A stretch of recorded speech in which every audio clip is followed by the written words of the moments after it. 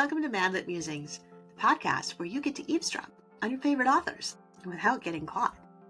I've been stoked to have authors like Angela Hunt, Bill Myers, Nicole Deese, Tessa Afshar, comedian Bob Smiley, and more on the show, and this year I have another great lineup of storytellers and truth-sayers. If you love to eavesdrop at coffee shops like I do, this is the podcast for you. It's where we get real, we get tough, we laugh, and we might even cry. It's where we meet authors on a different level, where every story and podcast episode has its own heartbeat. So hang out with me today. I'm Jaime Jo Wright, your host at MadLit Musings. This is your podcast for real chats with real authors about real life. Today's episode was brought to you by Baker Publishing Group, with Ravel and Bethany House Publishing as divisions. We're super excited to be sponsored by Baker Publishing Group and to bring you their fabulous authors and their fabulous lineup for 2025. Be sure to check them out at bakerpublishinggroup.com and also check out their online bookstore at bakerbookhouse.com. Hello, everyone. It is Jaime Jo Wright here at MadLit Musings. I am joined today by, well, for those of you watching on YouTube, I'm joined by my cat, Foo, and then our very special guest with us, Leslie Gould. Hey, Leslie. Jane. It's great to have you back. You've been here before. Thank you for having me back. Yeah, it's always so fun to chat with you, and I feel like we just need to have coffee chats on a regular basis. Like it's just fun and enjoyable. For readers who don't know who you are, which would sort of surprise me, but if they don't know who you are a Christie Award-winning author, which is essentially the Oscars of the Christian Book Awards. So, wow, big deal. And you're a #1 best-selling author of, drumroll, this is going to be the Big 5-0. Yeah, it is the Big 5-0. That's so exciting. So this is the 50th book that you've put out. Yes. Yeah, that Wow. I've released. Congratulations. That's no small achievement. Yeah, thank you. We were on vacation last week with most of the family, and my kids threw me a 50th party. Yes, I was going to ask you if you were going to celebrate the 50th book. Yeah, they already did it for me. That's a exciting. Surprise party. Oh, was it? It was great. Yeah. Oh, that's so exciting. What did you do for it? How did they surprise you? Well, we were down in the Palm Springs area, down in Indio for a week-long, most of the family vacation, and they got me a trophy, and they put up a congratulations and a 50th sign in the kitchen, and they were trying to keep me out on the patio. But something spilled, and of course I ran in, and they didn't have the sign up yet, but I did see the trophy. But it was a big surprise. So, yeah, that's so fun. That's so fun. Yeah. That's so fun. Well, tell us the title and a little bit about this book that marks your 50th, because that's so cool. So I just got my first copy yesterday. You know how exciting that is? It's so exciting. So the title is The Shop Down the Lane, and it's about Lois and Moses, who went all through school together in their little one-room Amish schoolhouse. And they even kind of quasi-courted for a little while, right around their 20s. But then both of their lives just blew up. Lois moved away. But then she moves back to Lancaster County, and she's working in a shop called Paradise Found. And she loves it there. She lives above the shop. Her Amish bishop thinks she lives with her best friend's family. And when he finds out, he's, trying to get her married off or out of the shop. And her brother wants her to get married to a man up in the Big Valley where he lives. So she has a lot of conflict going on. And then to top it all off, Moses buys the shop. So they have a lot of animosity against each other, just a lot of past pain. And they both, without knowing that the other one has done it, join an Amish circle letter. And they both use an anonymous name because they don't want people in the community to know who they are in the circle letter. So they begin, writing to this whole circle letter, and then they become pen pals and begin writing anonymously, and they fall in love on the page while despising each other in real life. So there's just a whole lot of conflict and drama, and lots of life lessons too. The birding in the story kind of becomes the voice of wisdom, because we can learn so much from birds. And then there are other things. Moses, his father has died. He has a mom who has dementia and is in memory care. And he feels like he has to earn enough money to pay for that memory care. He didn't join the Amish church. He became Mennonite. So there's a lot of conflict there, and people in the Amish community don't understand why he's not taking care of his mom. But any of us who have had somebody with dementia knows how hard it is to take care of someone with dementia, and he doesn't have the big extended Amish family like most, Amish people do to help. And Lois has lost both of her parents, and she gravitates towards Moses's mom. So anyway, there end up being all these connections and just lots of real life things going on within this, romantic comedy. Right. I love that. It kind of gives me some You've Got Mail vibes, but in an Amish setting. Like you've got the bookshop and the anonymous letters.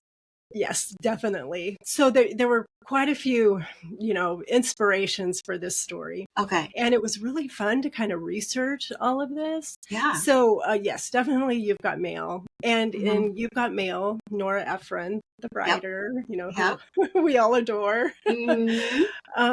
she makes references to Pride and Prejudice in You've Got Mail. She makes a few references. And so, definitely Pride and Prejudice also inspired The Shop Down the Lane. But, if you keep going with that, there was a Hungarian play called Parfumery that was written in the 1930s and performed. And from that, the movie The Shop Around the Corner that had Jimmy Stewart in it came out. And that was around 1940. It was the next to the last movie he made before he went off to World War II. Yeah. And then I have to check my notes here just to make sure I'm getting this right. I know, I have to do that too. So just the dates. So then after that, in The Good Old Summertime, which was a musical with Judy Garland, came out in 1949, and it was based on The Shop Around the Corner. And then there was a Broadway play after that was inspired by it. And that was called She Loves Me. That came out in the 1960s. And then You've Got Mail, which was written by Nora Ephron and directed by her, and also written, Nora's sister helped write it. And that came out in 1998. So definitely. And I love this, how storytelling evolves. Like, I think almost all romances go back to Pride and Prejudice, or at least Jane Austen. It does kind of seem like Jane Austen becomes the root of all romance. Doesn't it? Yeah. And then how story building just kind of just keeps going. And I just really wanted to take this kind of classic story and the trope of enemies to lovers, and second chances for Lois and Moses, but also the anonymous pen pal trope, and put it in an Amish setting, which works great because Amish people, do circle letters, and they can be anything from like my really good friend Marietta, who left the Amish in her late 20s. She's part of a circle letter with a whole bunch of cousins, and that's how they, keep track of each other. So how does a circle letter work? So so what happens is, like, let's say you have 8 people in the circle letter, and the first person writes the letter, sends it to the next person. That person writes their letter, sends the first letter and their letter to the third person, and it just keeps going around and around and around. So you end up with a big, stack of letters. So I kind of had to modify it a little bit because you could go a whole year before it gets back around to you. Right. With birding season, the book starts in April and it ends in October. Okay. So I just really wanted to kind of follow the migration of, Sure. birds coming back to Lancaster County, Pennsylvania. Right. So I have the facilitator of the circle letter. She's a Mennonite woman named Teresa, Okay. and she's like this voice of wisdom. And I have like a dear, dear cousin named Teresa. Oh, I And love that. like how when you have things at your own house, you don't notice them as much. So, Yeah. we had a hummingbird feeder and we had a Uh-huh. bird feeder and stuff, but I'd go to Teresa's house, her parents' house, which was on a big ranch, and I would just notice all the birding things more. Sure. And then last April, I was visiting her in Arkansas, Okay. and we're standing at her kitchen window, and she has this big old bird feeder out, and there's a red cardinal, Oh, coming I in, love and all these that. birds, Yes. and I thought, ooh, I have to name this character Teresa for my That's cousin. awesome. That's But awesome. yeah, so now I can't even remember what we were talking about, Jaime. I don't know either, but that's the beauty of conversation as we just talk. We were talking about the circle letters and how you had to How I condense them, I modified think, it. to the migration period. Yeah. So I Yeah. have this character, Teresa, who, so she starts the letter and then she has everybody respond each week and she copies everybody's letters and sends them out together. So that way, I can speed up the whole circle Yeah. letter Yeah. process. That's so So cool. yeah. Yeah. I kind of want to start a circle letter now. Yeah. That just sounds really, really neat. And I love Yeah. some people say it's old fashioned, but I actually like getting handwritten cards and notes in the mail. It's just like, Mhm. oh, I love it. I love Yeah. it. So, so people have said, oh, it's like the Amish social media or the Amish Sure. chat group, where Yeah. we have family texts. I never thought of that. You're They right. would have, circle letters. Oh, that's So genius. I love it. Every time I talk with an Amish author, I end the call thinking, I think I'm going to become Amish. It just sounds great. as long as you can keep your computer, right? My computer, my cell phone, my A space coffee heater, maker. coffee maker. Yes. Maybe I won't become Amish. But anyway, it's a nice thought. Okay, Yeah. so what is important about birding season? We're talking about birding season. I think I know what it is as far as within the Amish community, but share a little bit about that too. Yeah. So birding is very popular with the Amish, and Mhm. some, buy pretty, big high tech, well, not really high tech, but really powerful binoculars, and Mhm. Mhm. just go all out, and just go to different sites and all of Yep. that. And it's just a great family hobby to have, and Uh-huh. just really a way to teach kids about nature and Yeah. all that good stuff, and just the value of observing nature, taking Mhm. care of nature, Mhm. all of that. Yeah. So it worked really well.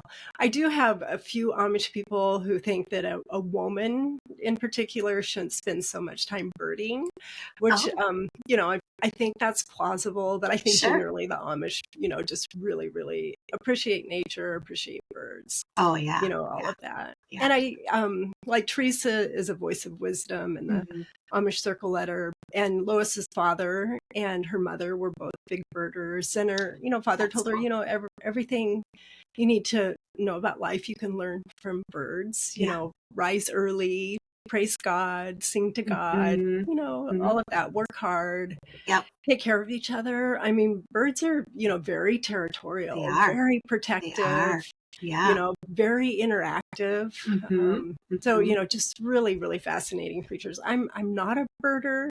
Yeah. I could, maybe when I retire, Yeah. I could do that. But I love birds. I'm, very, very interested, Right. Yeah.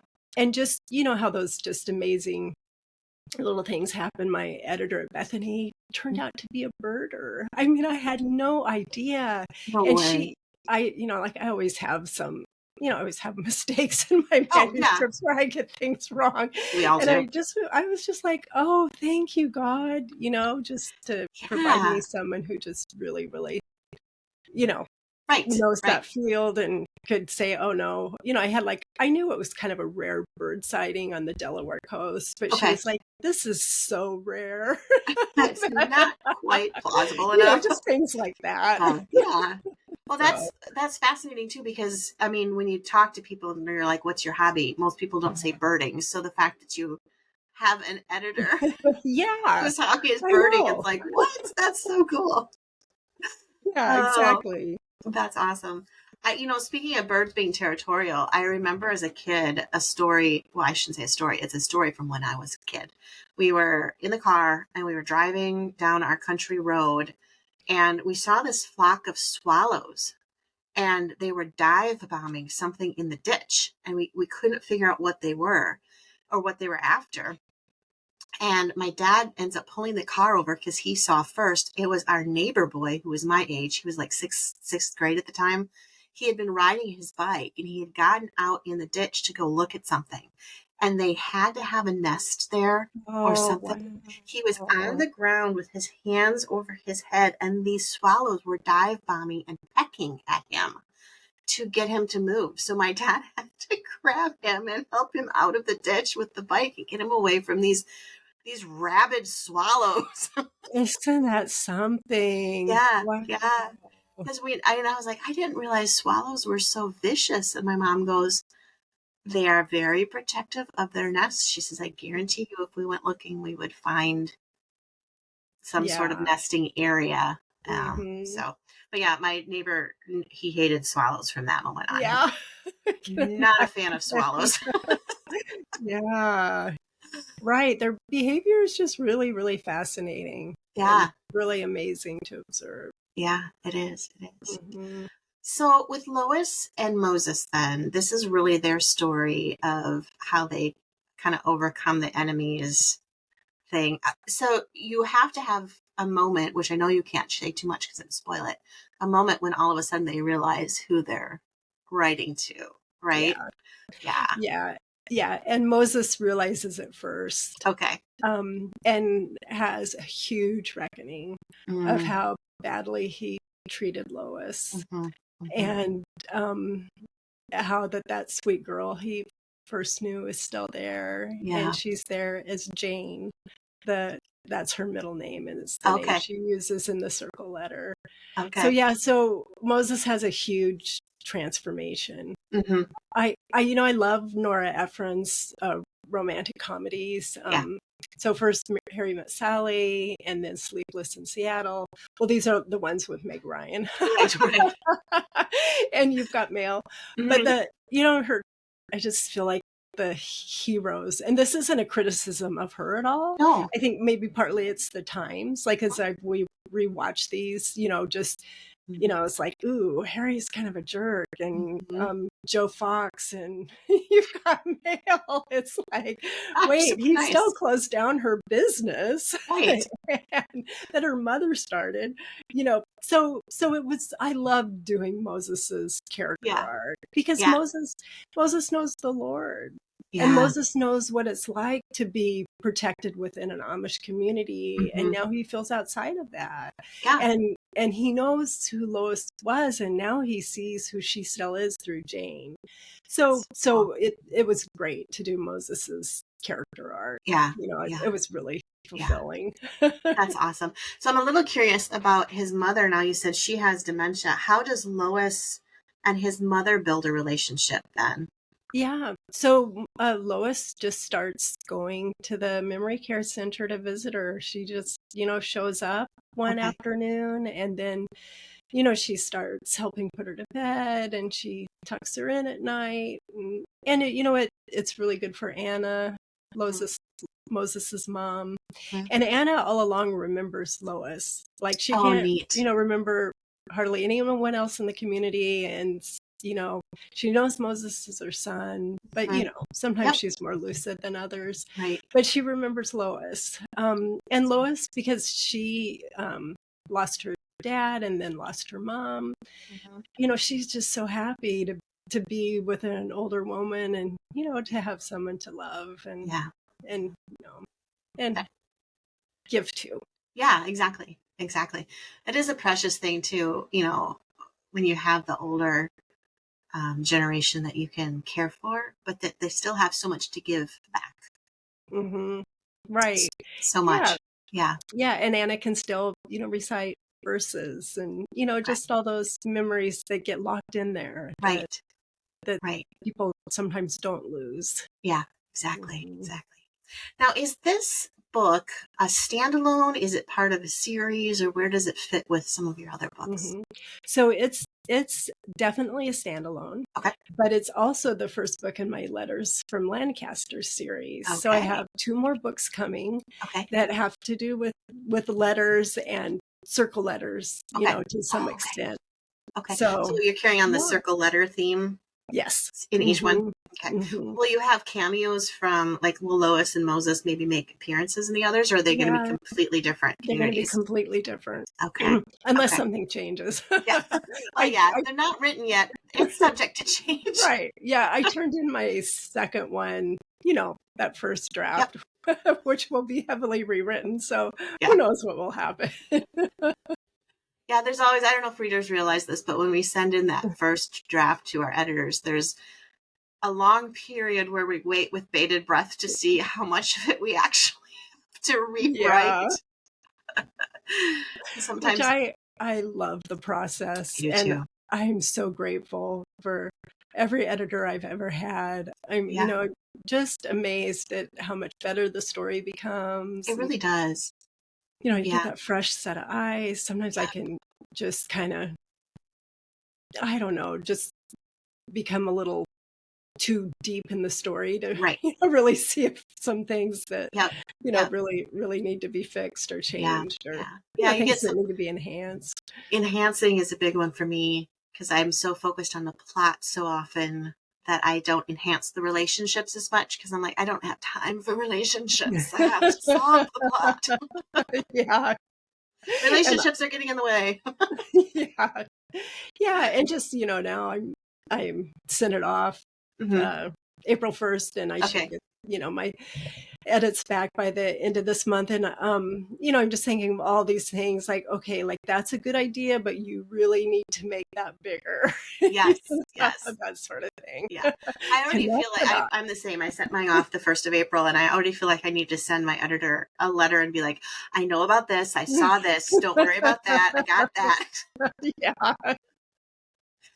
Oh, that's so funny. Yeah. So then it's an amazing process. It really is. Every single book is, It really, really, truly is. So, and now you're probably, as you're waiting on edits, you're probably already starting to work on book 3. Yeah, I'm a little behind. I usually have an outline done, for book 3 by now, and I need to get going. Well, I've started it, but then we had a vacation and then it's like promoting this book and then, Easter is this weekend and we have company coming and we're doing, big families, you know how it goes. Oh, yes. I know exactly how it goes. I'm usually a little bit further into my planning for my next book. And then you're like, oh, wow. Look at the calendar. But it's fun though. It's a fun process. Yeah, and it really is. I'm really fascinated with the concept of circle letters now. I'm sitting here thinking, I kind of want to start one. I wonder who would join one with me. We can have a writer's circle letter. That would be kind of fun. But our deadlines would get in the way. Yeah. We have one letter that get through each year. It might take us 8 years to get through 8 people, but we could do it. Yeah. Oh, funny. All right. Well, if people want to get this book, the book is called The Shop Down the Lane. It's by Leslie Gould, published by Bethany House Publishers. They can get it pretty much anywhere books are sold. Am I correct? Okay. And then what's the best way for readers to follow you and get to know you? Yeah. So hop on over to lesliegould.com and then follow me on social media, shoot me an email, sign up for my newsletter. I send out a monthly newsletter, which almost always 11 out of 12 times includes a giveaway. So a giveaway of one of my books or another author's. Okay. So awesome. Yep. And really, if you have any questions, shoot me an email and I'll get back to you within a day or 2. Wow, you're fast. Well, that's my goal. I have that goal too. And last night I was answering some emails from 3 months ago. I was like, oh, you've not been doing very well. Well, I've done that where I've gone back to clean up my email and realized I missed something. Yeah, it happens. Yeah. But it's always neat for authors, though, to hear from their readers. Yes, absolutely. It's nice to get those emails in the inbox. Yeah. So. Yeah. Well, this is great. The book, again, is The Shop Down the Lane by Leslie Gould, spelled Gould. It's the first book in the Letters from Lancaster County. And so you all are going to want to rush out and get it. It releases May something. May 6th. May 6th. Okay. Mhm. All right. I was going to say the date, and then I realized I don't have the date in front of me of May. May Well, 6th. fun. So, Yeah. well, Leslie, thank you so much for being with us today. This Oh, was so fun, and come back on the thank you next for one. having me. Thank you. I look forward to it. Yeah. And that's a wrap for today here at MadLit Musings. I hope you join us again. And if you want to, be sure you like and subscribe here at your favorite podcast player or on YouTube, because you won't want to miss all the wonderful alerts that let you know when we have another conversation for you to eavesdrop on.